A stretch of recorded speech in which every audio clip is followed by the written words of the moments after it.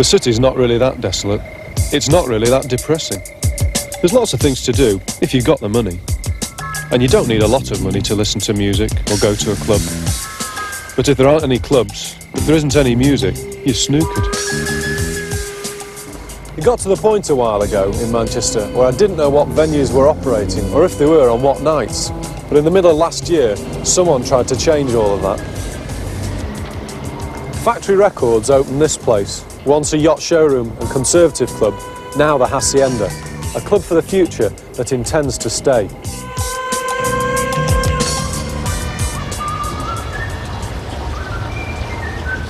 In spite of all that, our Mancunian tale begins in London's EC2 with Ben Kelly, who was approached by Factory to design a club for them that would be in keeping with both theirs and Manchester's industrial roots.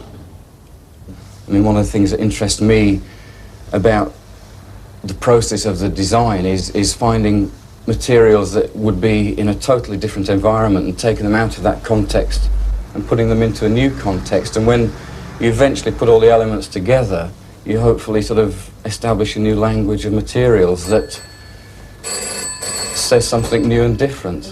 One idea was to use cat's eyes, which you'd normally see in the road, set into the concrete floor around the dance floor. But there was one problem with that. We were a bit worried about females catching their high heels in the cat's eyes. So we came up with the idea of using bollards that you'd see on the side of the road, set in line with the cat's eyes actually on the dance floor, so that they sort of act as a filtering system on and off the dance floor. So there was an element of function involved with introducing them, also to get over the problem with the cat's eyes. But with colour, we used a fairly sort of anonymous colour for the main areas, but we sort of highlighted it with lots of bright colours and language taken again from industrial environments, the sort of stripes that are painted around the place. But when all the components come together, it's still functioning as a disco, as a live venue, etc. But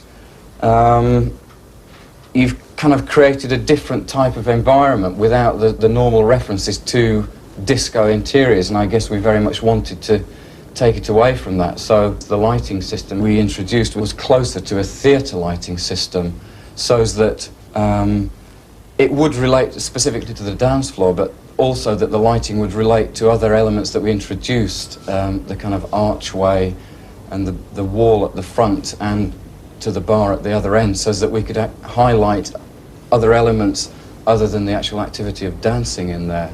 Why is it called the Hacienda? Well, that's a good question. Okay, so this is how it all turned out.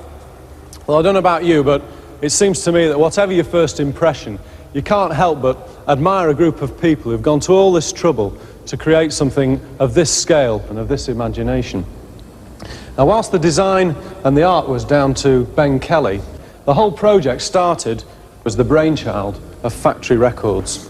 Tony, why bother to create the Hacienda? Why bother?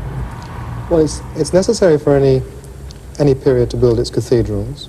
It's necessary for any youth culture to have a place, a sense of place, and Manchester had not had one for 2 years, and we found ourselves financially in the position that being the only people who were able to do something about it. And thirdly, it's necessary for a city like Manchester, which is an important city and which has been important in music, to have the facilities that New York and Paris have. And not to have the facilities that New York and Paris have for the young people here would be a disgrace. If you drive through Manchester, you drive through the streets around here to get here. If you walked into a space that was anything else, that had velveteen sort of sofas, sort of the renovated staircase approach of the Camden Palace, you'd feel you'd gone into something, someone's saying, oh, you're not in Manchester anymore. But here you're still in Manchester, but the industrial shapes, the angular lines, the steel is and can be beautiful. It's beautiful outside and it's beautiful inside. And what's the special chemistry of Manchester for you that would make you want to do it? Manchester's a human city. It's a human city like New York, like Liverpool is occasionally, and unlike cities like London. Well, London's amorphous to you, is it? There's a coldness about the people which doesn't exist in Manchester. And I think Manchester has a sense of feeling.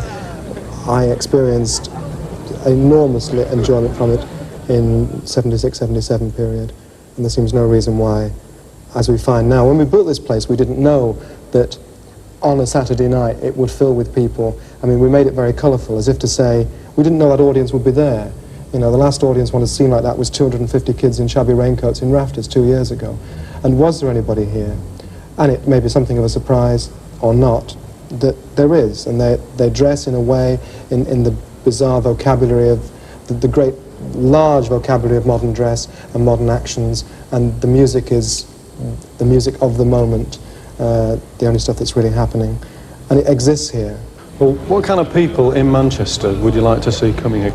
Anybody who likes dancing. The wonderful thing about popular music is that it is a classless art form. Job descriptions don't enter into it, I would have thought. Age descriptions do.